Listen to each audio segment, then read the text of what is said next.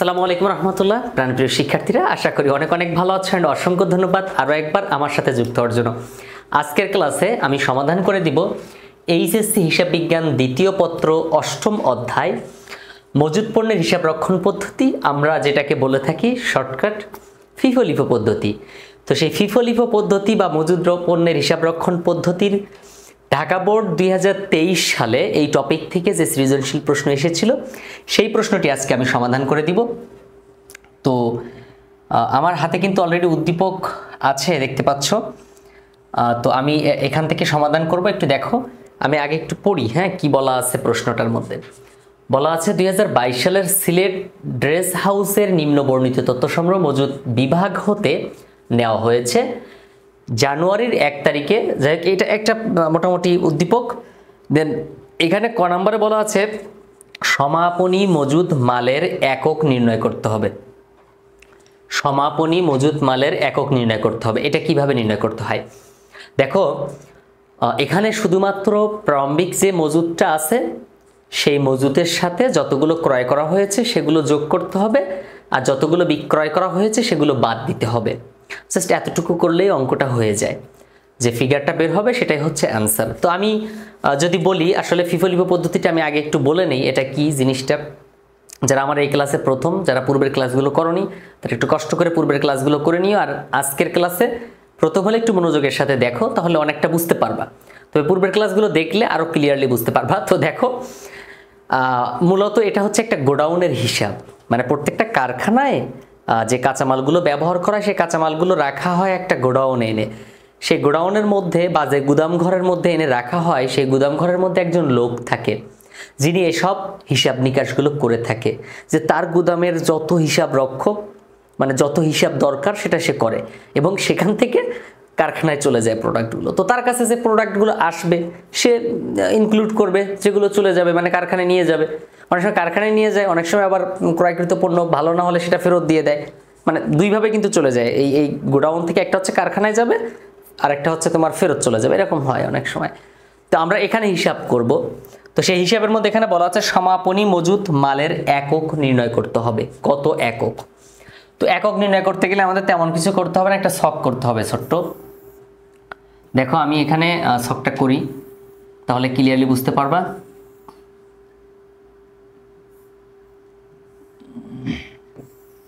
ওকে, এটা হচ্ছে বিবরণ। আমরা ছক না করেও এই অঙ্কটা করা যায়, বিবরণ টাকা। ওকে, দেখো তাহলে এইখানে আমরা দেখতে পাচ্ছি প্রারম্ভিক জের আছে 600 একক। তাহলে আমরা এখানে লিখবো কি প্রারম্ভিক জের, তারিখের ঘরটাও দিয়ে দেই, তারিখ বিবরণ টাকা। তো প্রারম্ভিক জের কত একক আছে, আমরা জাস্ট এককটা হিসাব করব। আমরা কি করব, জাস্ট এককটা হিসাব করব। তো প্রারম্ভিক উদ্বৃত্ত 600 একক, তো আমি এখানে 600 একক লিখলাম। আচ্ছা, প্রতি একক কত টাকা, এগুলো কিন্তু আমাদের লেখার প্রশ্নই ওঠে না। তারপর আছে ক্রয় 1200 একক, তাহলে এখানে যোগ করব। ক্রয় হলে কি করতে হবে, যোগ করতে হবে 1200 একক। তারপর প্রতি একক 50 টাকা, এটা লেখার দরকার নেই। ইস্যু হচ্ছে 1000 একক, তাহলে ইস্যুটা কি করব, বাদ দিব। ইস্যুটা বাদ দিব কত, 1000 একক। তারপর আবার ক্রয় করছে, দেখো এই যে ইস্যু, এটা বাদ দিব, এটা শেষ। তারপর হচ্ছে ক্রয় করছে 700 একক, তাহলে এখানে আবার যোগ করব ক্রয় 700 একক। ক্রয় করলে যোগ করতে হবে, আর বিক্রয় করলে কিংবা ফেরত দিলে সেটা বাদ দিতে হবে। ক্রয় 700 একক, ওকে, এটা লিখলাম। তারপর আবার ইস্যু 800 একক, তাহলে এখানে বাদ ইস্যু। ইস্যু কত একক, 800 একক, তাহলে এখানে লিখবো 800 একক। তারপর ক্রয় 500 একক, আবার যোগ করব ক্রয় 500 একক। তারপর আবার ইস্যু 800 একক, তাহলে বাদ ইস্যু 800 একক। এখন আমাদেরকে এটা হিসাব করতে হবে। তো ওকে, তাহলে আমি একটু মিলাই নেই আগে, হ্যাঁ, তোমরা মিলাই নিবা আগে, অঙ্ক প্রবলেম হতে পারে, কারণ মিস্টেক হতে পারে, ভুল হতেই পারে। তো প্রারম্ভিক উদ্বৃত্ত 600 একক লিখলাম। তারপরে প্রতি একক এটা দরকার নেই। তারপর 1200 একক, সেটা 1200 একক লিখছি। তারপরে ইস্যু ছিল 1000 একক, সেটা লিখেছি। তারপর 700 একক ছিল, সেটা লিখছি। তারপর 800 একক ছিল, সেটা লিখছি। তারপর আবার 500 একক ছিল, সেটা লিখছি। তারপর লাস্টে ছিল আরও 800 একক ইস্যু, সবগুলো লিখছি। তো ইস্যুগুলো সবসময় কি করতে হবে, বাদ দিতে হবে। ইস্যুটা সবসময়ের জন্য বাদ দিতে হবে, ক্রয়টা যোগ করতে হবে। তো দেখো এটা হচ্ছে প্রারম্ভিক জের 600 একক প্রথমে তুলব 600, তারপরে আবার ক্রয় করছে 1200 একক, তাহলে 1200 একক যোগ করব। তারপর ইস্যু করছে 1000 একক, 1000 একক বাদ দিব। তারপর আবার 700 একক ক্রয় করছে, তাহলে 700 একক লিখব যোগ। তারপর এই যে 800 একক বাদ দিব বিয়োগ 800 একক। তারপর আবার যোগ করছে ক্রয় 500 একক, তাহলে 500 একক যোগ। তারপর ইস্যু করছে আবার 800 একক, তাহলে এখানে বাদ যাবে কত 800 একক। তো সব মিলে হয় কত 400 একক হয়, জি 400 একক হয়। এটা হচ্ছে এই ক নং প্রশ্নের উত্তর, জাস্ট এতটুকু অ্যান্সার। দেখো বিবরণ টাকা, তো তুমি টাকা আরেকটা ঘর যদি দিতে চাও দিতে পারো, এভাবে দেয়া যায়। তো প্রারম্ভিক জের ক্রয় ইস্যু সব আমি কি করলাম দেখছো যোগ বিয়োগ করলাম। এখন অনেকে আবার এখানে একটু প্রবলেম করে, এই প্লাস আমি এখানে প্লাস মাইনাস যেহেতু দিছি তাহলে এখানে আর দেয়া লাগবে না, এখানে দেয়া যাবে না। কিন্তু যদি এখানে না দিতাম তখন এখানে কিন্তু দিতে হতো, মাইনাসগুলো ব্র্যাকেট দিয়ে দিতে পারতাম, তাহলে আর হয়তো আমার এখানে বোঝার সুবিধা হতো। তো এই হচ্ছে আমাদের ক নং প্রশ্নের উত্তর। সো তুমি এখানে লিখে দিবে 1 নং প্রশ্নের উত্তর ক, যেভাবে তুমি অ্যান্সার করো। সো পারলে স্ক্রিনশট দিয়ে রেখে দাও, হ্যাঁ তোমাদের জন্য সুবিধা হবে। ওকে, আমি ক্লিন করে দিলাম। এবার হচ্ছে আমি পরের পার্টে যাব। সো দেখো পরের পার্টে কি বলছে। ওকে দেখো ক নাম্বারে কিন্তু বলেছিল যে আগের মাল আগে ছাড়া পদ্ধতি। এই যে এখানে দেখো আগের মাল আগে ছাড়া পদ্ধতিতে মাল খতিয়ান প্রস্তুত করতে বলা হয়েছিল। তো আমি উদ্দীপকটা কি হবে তার উপর ভিত্তি করে একটা ছক তৈরি করে রেখেছিলাম।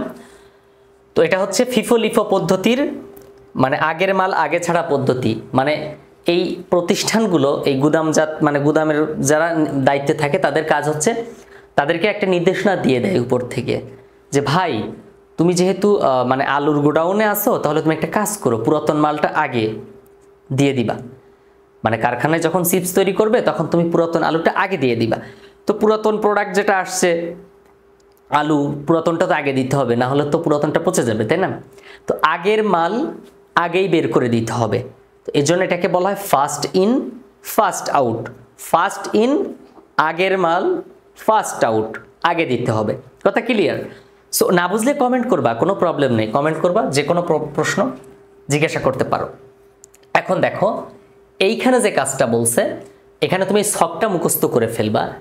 এই এখানে 4টা কলম, ওখানে 4টা, মানে 4টা দেখো 4টা লেখা আছে, হ্যাঁ সর্বোচ্চ মাত্রা, সর্বমাত্রা, পুনর্ফরমায়েশ মাত্রা, এগুলো লেখা লাগে না, মানে এর ভিতরে কিছু লেখা লাগে না, খালি ওই দাগ টেনে রেখে দিতে হয়।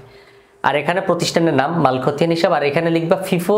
যদি ফার্স্ট ইন ফার্স্ট আউট হয় তুমি ইংরেজিতে লিখতে পারো ফিফো, হ্যাঁ ফিফো লিখতে পারো। আবার চাইলে আগের মাল আগে ছাড়া পদ্ধতি লিখতে পারো, FIFO first in first out, আগের মাল আগে ছাড়া পদ্ধতি। তো আমাদের এই ছকটা লিখতে হবে, ছকের মধ্যে কি হবে সেটা লিখতে হবে।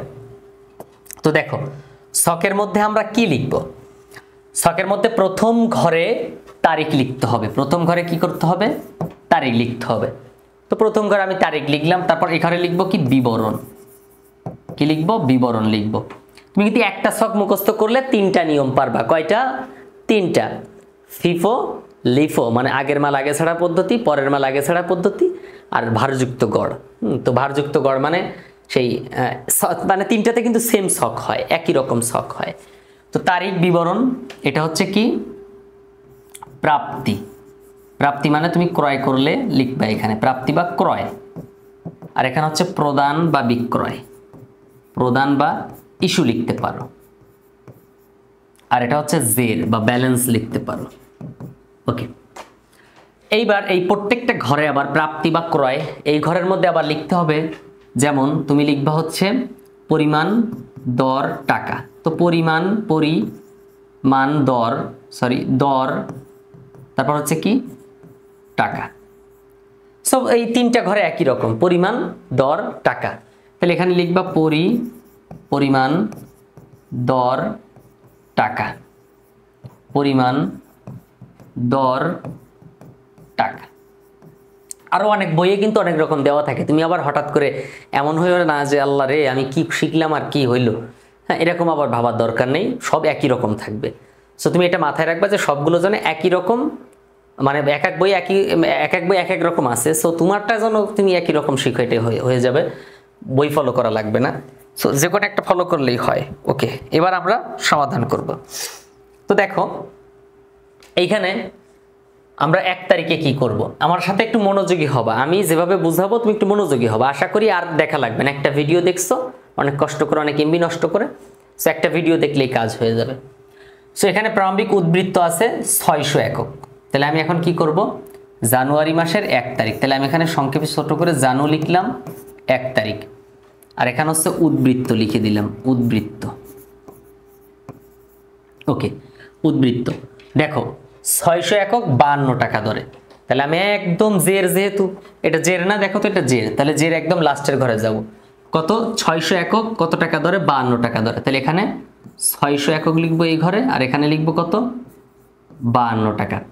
তাহলে ওই পাশে টাকার ঘরটা আমাকে যে কাজটা করতে হবে, 600 গুণ 52, 600 গুণ 52, তাহলে 31,200 হবে। এখানে লিখবো 31,200। ব্যাস, আমি কিন্তু লিখে ফেললাম 31,200। এবার দেখো 31,200 লিখলাম। সো তারপরে দেখো 5 তারিখে আছে কি, ক্রয় 1200 একক। 5 তারিখে আছে ক্রয় 1200 একক। তা আমি এখানে জানুয়ারি মাস একবার লিখছি, ডট ডট দিলাম, এটা হচ্ছে 5 তারিখ। এখন ক্রয় করছে, তো ক্রয় কত একক, ক্রয় হচ্ছে 1200 একক। হ্যাঁ, তো 1200 একক 50 টাকা করে ক্রয় করছে। তো আমি এখানে প্রাপ্তি বা ক্রয়ের ঘরে লিখব কত, লিখবো 1200 একক লিখবো, 1200 কত টাকা, 50 টাকা করে। ব্যাস, তাহলে মোট টাকার ঘরে কত হবে, 1200 গুণ 50, এই যে 1200 গুণ 50, 60,000 টাকা হবে। তাহলে আমি এখানে লিখবো কত, 60,000 টাকা লিখতে হবে। তো আমি 60,000 টাকা লিখে ফেললাম। এবার আমাকে যেটা করতে হবে, এই যে জেরের ঘরে একটু কাহিনী আছে, দেখো জেরের ঘরে আগে পুরাতন মালটা লিখে নিবা, ছোট ছোট করে লিখবা, জায়গা ধরবে না, না হলে 652 টাকা 31,200 টাকা। আর নতুন করে যেটা কিনছি সেটা আবার এখানে লিখে দেব। তো নতুন করে কিনছিলাম কত, 1200 একক, তাহলে এখানে লিখবো 1200 একক কত, 50 টাকা ধরে, 50 টাকা। আর এটা হচ্ছে 60,000, 60,000। ব্যাস, হয়ে গেছে। তাহলে খেয়াল করছো, আগের মালটা লিখছি, হ্যাঁ পুরাতনটা লিখছি, লেখার পরে আবার নতুন করে যেটা কিনছি সেটা নিচে লিখছি। আমরা কিন্তু সাজাবো, এখানে উপরেরটা নিচেরটা সাজাবো সুন্দর করে। এবার দেখো 5 তারিখের লেখা শেষ, এখন 10 তারিখে। তো জানুয়ারির 10 তারিখ লিখে নেই আমি। ইস্যু করছে 1000 একক, তাহলে এখানে লিখবো কি, ইস্যু কত একক বলো তো, 1000 একক। তো এটা তো আগের মাল আগে ছাড়া পদ্ধতি। তাই এখানে এই 600 আর 1200 এই দুটোর মধ্যে আগের মাল কোনটা, আমি এখন কিনলাম 1200, কিন্তু আগে ছিল 600, তাহলে আগের মাল 600 আর এই 1200 হচ্ছে পরের মাল। তাহলে আগের মাল 600, এইটারে আমরা আগে ছাড়বো, কিন্তু আমাকে তো দিতে বলছে 1000 একক। তা আমার কাছে আছে, প্রথম বান্ডেলে আছে কত একক, 600 একক। তাহলে তো আমি 600 দিতে পারবো না, তো আমাকে দিতে হবে 1000। তো এখন কি করব, আগেরটা দিব 600 আর পরেরটা দেব 400, দিতে হবে 1000। তাহলে এই আগেরটা 600 আমি এই প্রদানের ঘরে লিখব 600 কত টাকা, এটার দাম 52 টাকা ছিল। আর নতুন করে আমি দিব, মানে ওই 600 আমাকে দিতে হবে টোটাল 1000 একক, কিন্তু প্রথম বান্ডেলে আছে 600, তাহলে আর বাকি এখনো 400 দেওয়া লাগবে না, এখান থেকে 600 দিতে পারবো আগের মাল। পরের মাল থেকে দেব কত, পরের মাল থেকে দেব হচ্ছে তোমার 400, তাহলে মোট 1000 হয়ে গেল। তাহলে 600 আর 400, তাই সেই 400 দেবো। আর এই 400 দাম কত করে দেখো তো, এই 400 দাম 50 টাকা করে। তো আগেরটার দাম 600 গুণ 52 হয় 31,000, 31,200। আর এই যে 400 গুণ 50, এটার দাম কত হয়, 20,000 টাকা। 400 গুণ 50 এটার দাম হয় 20,000 টাকা, লিখলাম। আচ্ছা এখন খেয়াল করো, এই যে 600 টাকা যেটা, ওই 600 একক যেটা 52 টাকা দরের যে প্রোডাক্টটা ছিল, যে বান্ডেলটা ছিল, ওটা কিন্তু এখন আর নাই, কারণ ওটা সেল দেওয়ার শেষ। ওটা সেল দিয়েই কিন্তু আমরা 1200 হাত দিছিলাম। তাহলে আমার 600 তো নাই, আর 1200 থেকেও 400 চলে গেছে, তাহলে আছে কত, 800। এইখান থেকে 800 আমি এখানে লিখব, আর 50 টাকা করে 40,000 টাকা। ব্যাস, এবার দেখো 10 তারিখের হিসাব শেষ, এখন হচ্ছে 15 তারিখে ক্রয় 700 একক। তাহলে আমি এখানে লিখলাম 15 তারিখ ক্রয়। তা ক্রয় লিখছি, ক্রয় লিখি, লেখার পরে এখন 700 একক ক্রয় করছে, খেয়াল করো কিন্তু 700 একক কি করছে, ক্রয় করছে।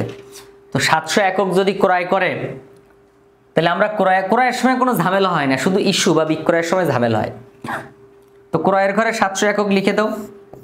700 কত টাকা করে কিনছে এখানে কিন্তু লেখা আছে 15 তারিখে 54 টাকা, তাহলে এখানে লিখবো কত 54 টাকা। তাহলে 700 গুণ 54, এটা আমি একটু হিসাব করে নেই, রাখো 700 গুণ 54। আমার সাথে যখন অঙ্ক করবা তখন তুমিও ক্যালকুলেটরটা রাখবা, তাহলে হিসাব নিকাশটাও শিখে নিতে পারবা। 700 গুণ 54 তাহলে কত হবে 37,800 টাকা। খেয়াল করছো 37,800 টাকা। এখন কি করব আমরা, এই পুরাতন মালটা আগে লিখে নেব। এই পুরাতন মালটা সাদা মাল, যেটা সাদা, এটা আগে লিখে নেব 700, 800, তারপরে এই যে 50, তারপরে 40,000, মানে ওটার হিসাব যা ছিল উপরের ঘর থেকে নিচের ঘরে টেনে নিয়ে আসবো। এবার নতুন যে হলুদ কালার যে মালটা কিনছি না, আমি একটু কালার ব্যবহার করতেছি তোমাকে বোঝানোর জন্য, তাহলে হলুদ মালটাও এখানে লিখে দেই 754 টাকা করে 37,800 টাকা। 37,800 টাকা। এরপরে 15 তারিখ গেল। 15 তারিখের পরে দেখবো এবার আমরা কত তারিখের আছে। দেখো এই যে আবার ইস্যু করছে 20 তারিখে, ইস্যু করছে কত 800 একক, ইস্যু করছে কত 800 একক। তাহলে আমি 15 তারিখ লিখে দিই। 15 তারিখ ইস্যু করছে 800 একক। তাহলে আমরা ইস্যুর ঘরে যাব, যাইয়া লিখবো। লেখার আগে একটু আমার ব্যালেন্সটা চেক করে নেব যে আমাকে দিতে হবে 800 একক। তা আমার বান্ডেল আছে কয়টা, 2টা। তা আমরা তো আগের মাল আগে ছাড়া পদ্ধতি করতেছি, তাহলে এখানে আগের মাল কোনটা, সাদাটা না হলুদটা? সাদাটা। সাদাটা যদি আগের হয় তাহলে কিন্তু আমাদেরকে সাদাটা আগে দিতে হবে, তা আমাদের 800 দেওয়া লাগবে। আমার আছেই 800, তাহলে 800ই দিয়ে দিতে পারবো। তাহলে এখানে 800 দিলাম সাদাটা। কত টাকা করে, 50 টাকা করে। কত হাজার, 40,000। তাহলে আমার প্রতিষ্ঠানে এখন কিন্তু থাকবে শুধু এই 700 একক। কোনটা থাকবে, হলুদটা থাকবে, কারণ সাদাটা বিক্রি করে দিছি। তাহলে 754 টাকা 37,800 টাকা, ওটা যা আছে তাই। আর আমি বিক্রি করে দিছি যেটা, সেটার ব্যালেন্সে লিখবো না। তারপরে দেখো 15 তারিখ গেল। এটা কি ছিল বলো তো? এটা ছিল হচ্ছে তোমার ইস্যু ছিল, তো ইস্যু বিবরণের ঘরে লিখে দেব। 15 তারিখের পর দেখো 20 তারিখ। 20 তারিখে কি বলা আছে খেয়াল করো, ইস্যু 800, সরি এটা তো আমরা 20 তারিখে লিখেছি, এটা হচ্ছে 20 তারিখ, দুঃখিত, এটা হচ্ছে 20 তারিখ। এবার হচ্ছে 25 তারিখ। এখানে 25 তারিখ কি বলা আছে, ক্রয় 500 একক। ক্রয় কত একক, 500 একক। তো দেখো ক্রয় যেহেতু 500 একক, তাহলে আমি প্রাপ্তি বা ক্রয়ের ঘরে লিখে দিই 500 একক। কত একক, 500 একক। কত টাকা দেখো তো, 500 একক ক্রয় করছে, যে কত টাকা দিয়ে ক্রয় করছে, 56 টাকা। তাহলে আমি এখানে লিখবো কত, 56 টাকা।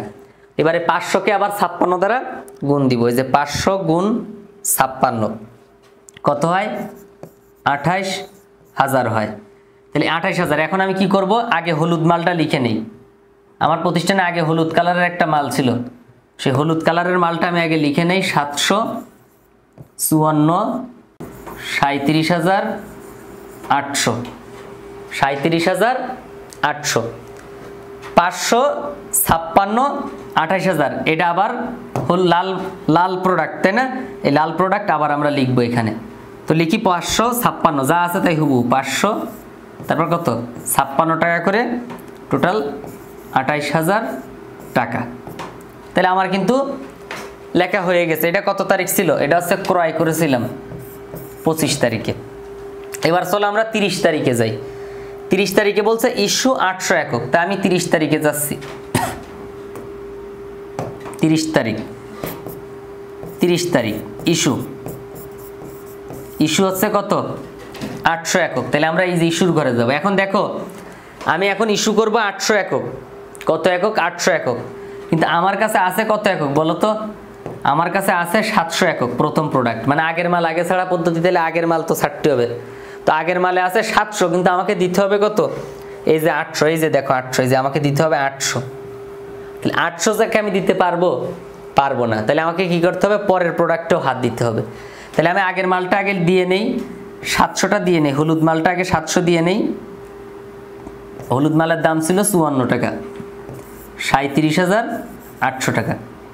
এবার হলুদ মাল শেষ দেখে আমি লাল মালের গায়ে হাত দিচ্ছি। দেখো লাল কত আছে, 500 একক আছে।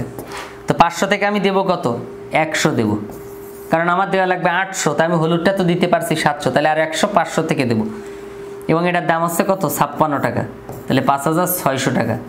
তাহলে এখানে আর থাকবে কত 400 একক থাকবে, 56 টাকা করে 400 একক থাকবে। তাহলে 56 গুণ 400, এটা একটা হিসাব করে দিই, 400 গুণ 56, তাহলে হয় কত 22,400 টাকা। তো দেখো এখন খেয়াল করে আমরা কিন্তু ক নাম্বারের সমাধান করে উত্তর পাইছিলাম 400 একক সমাপনী মজুদ, এখানে কিন্তু 400 এককই আছে। সো এই হচ্ছে আমাদের উত্তর ফিফো পদ্ধতিতে একটা অঙ্কের, মানে ফিফো পদ্ধতিতে একটা তোমার হচ্ছে মাল খতিয়ান বলে এটাকে, সিলেট ড্রেস হাউসের মাল খতিয়ান, আগের মাল আগে ছাড়া পদ্ধতি বা ফিফো পদ্ধতি, এটার পূর্ণরূপ হচ্ছে first in first out. So এই হচ্ছে আমাদের উত্তর। তো আশা করি বুঝতে পারছো। তারপরেও যদি কোনো প্রশ্ন থাকে তাহলে আমাকে করবা, অবশ্যই প্রশ্ন করবা। এখন আমরা যেটা করব সেটা হচ্ছে আমরা চলে যাব গ নাম্বারে, ভারযুক্ত গড় পদ্ধতিতে মাল খতিয়ান প্রস্তুত করতে বলছে। তো ভারযুক্ত গড় পদ্ধতি আমি এখন দেখো ভারযুক্ত গড় করছি, তো ভারযুক্ত গড় করে ফেলছি, লিখে ফেলছি অলরেডি ভারযুক্ত গড়, এটা ভারযুক্ত গড় পদ্ধতি লিখবা। এখন দেখো আমাদের উদ্দীপকটা আগের উদ্দীপকই যেহেতু আছে, সো এখন আমাদেরকে জাস্ট ক্যালকুলেশনটা বুঝতে হবে। আমি কিন্তু আগেই বলছিলাম যে আমাদের এখানে কিন্তু ছকটা সেম হবে। দেখো আমি আবার লিখতেছি, এটা হচ্ছে প্রথম ঘর থাকবে কি তারিখ, প্রথম ঘরে আমরা লিখব তারিখ লিখব। তো প্রথমে আমরা তারিখ লিখলাম, তারিখ, প্রথমে আমাকে তারিখ লিখতে হবে, তো তারিখ লিখলাম। লেখার পরে এবার আমরা লিখব কি বিবরণ লিখব, এই যে বিবরণ। তারপরে প্রাপ্তি বা ক্রয়, প্রাপ্তি বা ক্রয়। তারপরে এটা কি প্রদান বা ইস্যু, প্রদান বা ইস্যু। তারপর একটা কি জের বা ব্যালেন্স।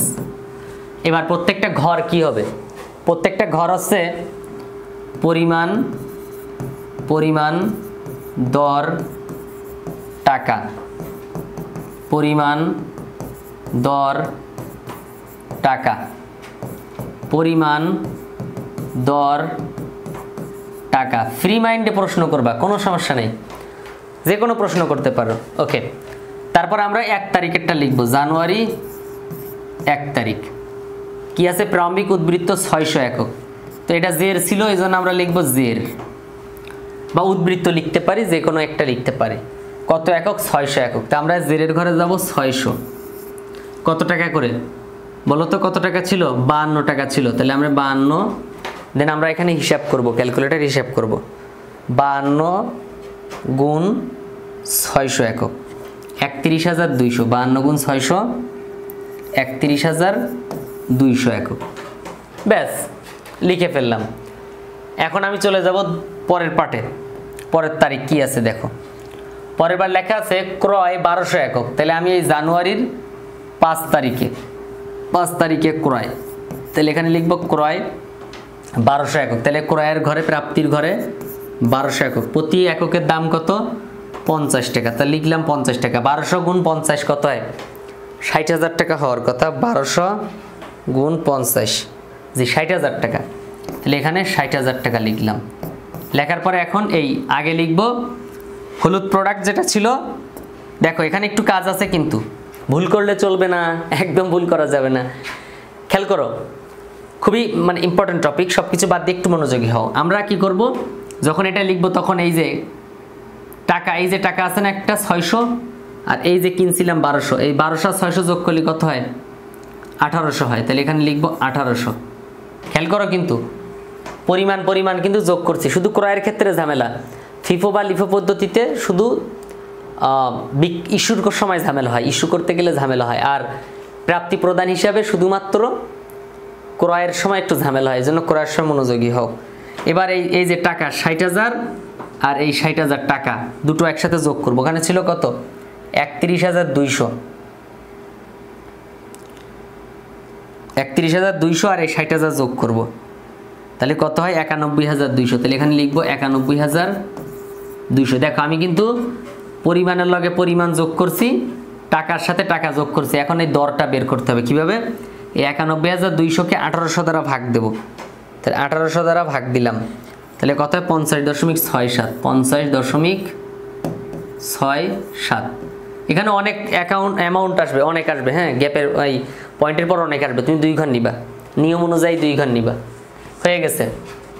5 তারিখ, তারপর 10 তারিখ দেখো, 5-এর পর কত 10 তারিখ। 10 তারিখে ইস্যু আছে। ইস্যুর ক্ষেত্রে ভাই এই অঙ্কে কোনো ঝামেলা নেই। আর একটা বিষয় মাথায় রাখবা, ইস্যুর ক্ষেত্রে যদি এখানে যেমন এই ক্রয়ের ক্ষেত্রে একক প্রতি টাকা কিন্তু দেওয়া আছে 50 টাকা, ইস্যুর ক্ষেত্রে এটা দেওয়া থাকবে, অনেক সময় থাকবে না।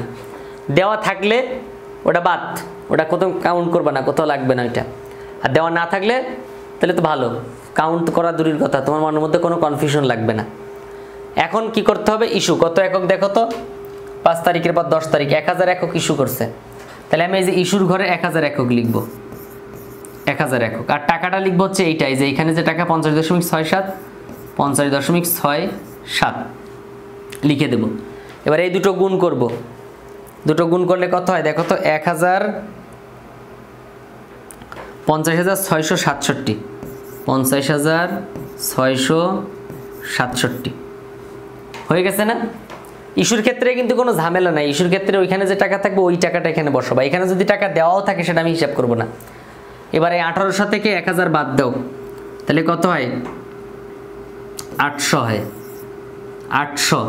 আর এই 91,000 থেকে 50,667 বাদ দাও, এই যে 91,200, 91,200 এখান থেকে বাদ দেবো হচ্ছে এই যে এটা হিসাব করে যাওয়া হয়েছে 50,667, 50,667, তাহলে 40,533। তাহলে এখানে লিখবো কত, 40,533। এখন কথা আছে স্যার এই দরের ঘরে কি হবে, যা ছিল আগে তাই হবে, 50.67, আগে যা ছিল না তাই লিখে দিব। ওকে, এরপরে আমরা যাব হচ্ছে 10 তারিখের পরে 15 তারিখে যাব। ক্রয় আছে 700 একক, 15 তারিখ ক্রয় কত একক, 700। তো ক্রয়ের ঘরে 700 লিখলাম, লেখার পরে এখন এই যে ক্রয়ের টাকা এখান থেকে ফলো করবা 54 টাকা, তো এখানে লিখবো কত, 54 টাকা লিখবো। এবার 700 গুণ 54 দিব, 700 গুণ 54 37,800 হয়, 37,800 হয়। সেম কাহিনী, এটা আবার একটু মনোযোগী হও প্লিজ, সব কিছু বাদ দিয়ে এখানে দেখো, এই যে পরিমাণ যোগ করবো, 800 আর 700 কত হয়, 1500 হয়, 800 আর 700 1500 হয়। তারপরে এই যে 40,533, 40,533 37,800 সাথে যোগ করব, 40,533, 40,533 এটা যোগ করলে হয় 78,333, 78,333। খেয়াল করছো, 78,333। এবার এই টাকাটা কিন্তু নতুন করে যতবার ক্রয় করবা ততবার নতুন করে হিসাব আসবে, তো আমি এটা একটু লাল কালি দিয়ে দিই। এবারে 38,333কে 1500 দ্বারা ভাগ দেব, ভাগ 1500, তাহলে হয় কত, 52.22, 52.22। এর পয়েন্টের পরে আরো কতগুলো আছে আমি ওগুলো বাদ দিয়ে দিছি, কেন ওগুলো কিন্তু আমি বাদ দিয়ে দিছি, তাহলে 52.22 আসে, তো আমি শুধু 52.22 লিখছি, মানে তুমি 2 ঘর নিবা, পারলে 4 ঘর নিয়ে নিবা, কোনো সমস্যা নেই। এরপর দেখো 15 তারিখের পরে 20 তারিখ, 15 তারিখের পরে 20 তারিখ, 20 তারিখ কি বলছে খেয়াল করো, 20 তারিখে বলছে ইস্যু আবার 800 একক, তো সুন্দর কথা, ইস্যু করবো 800 একক। তাহলে 800 একক কত টাকা দেখো তো, ওই যে 52.22 হিসাব করছি না, ওইটা আবার এখানে নিয়ে আসবো, 52.22। দেন এই দুটো আবার হিসাব করে দেখবো কত হয়। তো 52.22 এটাকে যদি আমি গুণ করি 800 দ্বারা, তাহলে হয় কত, 41,777, 41,777। এখন আমাকে 1500 থেকে 800 বাদ দিতে হবে, তাহলে আমার কাছে থাকবে আর 700, আর এই টাকা থেকে টাকাটা বাদ দিব, আর এখানে 5.22 ছিল, 22 লিখব। ইস্যুর ক্ষেত্রে টাকার কোনো চেঞ্জ হয় না, বারবার বলতেছি কিন্তু। এবার এটা বাদ দাও কত থেকে, 78,333 থেকে, 78,300। তো এখানে আমার কি করতে হবে এখন, এই 78,333 থেকে 41,777 বাদ দিতে হবে, তাহলে কত হবে, 36,555, 36,555। তুমি আবার হিসাব করে দেখতে পারো, এই 36,555কে যদি 700 দ্বারা ভাগ দাও, 36,555কে যদি 700 দ্বারা ভাগ দাও, আমি 700 দ্বারা ভাগ দিচ্ছি, তাহলে কত, 5.22 হয়, 52 এখানে 52.22 হয়, 52.22, মানে আগে যা ছিল না তাই থাকবে। ইস্যুর ক্ষেত্রে সবসময় মনে রাখবা আগে যা ছিল তাই হবে। এরপর 20 তারিখের পর দেখো 25 তারিখ, 25 তারিখ এটা কিন্তু ইস্যু ছিল, এটা হ্যাঁ আমি আগেরবার লিখি না, ইস্যু ছিল। 25 তারিখে আছে ক্রয় 500 একক, তাহলে আবার লেখক ক্রয়, আবার একটু মনোযোগী হও, বোঝার চেষ্টা করো। ক্রয় করছে কত একক? 500 একক, তাহলে আমি এখানে 500 একক লিখলাম। এবং প্রতি একক হচ্ছে 56 টাকা, এখানে লিখবো 56 টাকা। 56 গুণ এই 56 আর 500 কি করব? গুণ করব 500, তাহলে হয় কত? 28,000 হয়। 28,000 হলো। এখন আমি এই একক আর একক পরিমাণ যেটা ওকে বলে, পরিমাণ আর পরিমাণ যোগ করব। তো পরিমাণ আছে 700, হ্যাঁ 700, আর এখানে আছে 500, তাহলে হয় কত? 1200 হয়, 1200 হয়। তারপরে এই যে পরিমাণ টাকা, যেটা মোট টাকা যে কত টাকা ক্রয় করছিলাম না, এই টাকাটা এই টাকার সাথে যোগ করব 36,555 সাথে। 36,555 যোগ 28,000 যোগ করলাম, তাহলে 64,555। এখানে লিখবো কত? 64,555। এবার এই 64,555কে 1200 দ্বারা ভাগ দিব। কত দ্বারা ভাগ দিব? 64,555 ভাগ এই যে 1200 ভাগ দিব, তাহলে হয় কত? 53.79 বা 53.80 লেখা যায়, মানে পয়েন্টের পরে একটু বেশি ছিল, যে কারণে আমি এই কাজটা করলাম। তারপর দেখো 25 তারিখের পরে এখন আমাকে 30 তারিখের হিসাব দেখতে হবে। 30 তারিখে কি আছে? ইস্যু আবার 800 একক, তো আমি এখানে লিখলাম ইস্যু কত একক? 800 একক, তাহলে এখানে কি করতে হবে? যে 800 লিখতে হবে, প্রদানের ঘরে 800। দাম হচ্ছে 53.80, 53.80, তাই এখন এই দুটো গুণ করে এখানে বসাবো। 53.80, 800 গুণ 53.80, তাহলে কত হয়? 43,040 টাকা হয়, 43,040 টাকা। এখন আমাকে 1200 থেকে 800 বাদ দিলে থাকে কত? 400, এই যে 400। আর এই 64,555 থেকে এটা 43,000 বাদ দাও, 64,555, তাহলে থাকে কত? 21,515। দেখো 21,515। আর এই যে দাম ছিল না 53.80, এটা যা আছে তাই থাকবে। তো এই 400 একক কিন্তু উত্তর মিলছে, এই যে সমাপনী মজুত পণ্য।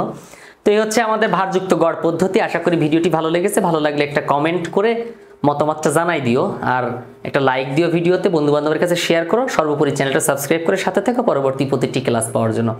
অসংখ্য ধন্যবাদ। আসসালামু আলাইকুম।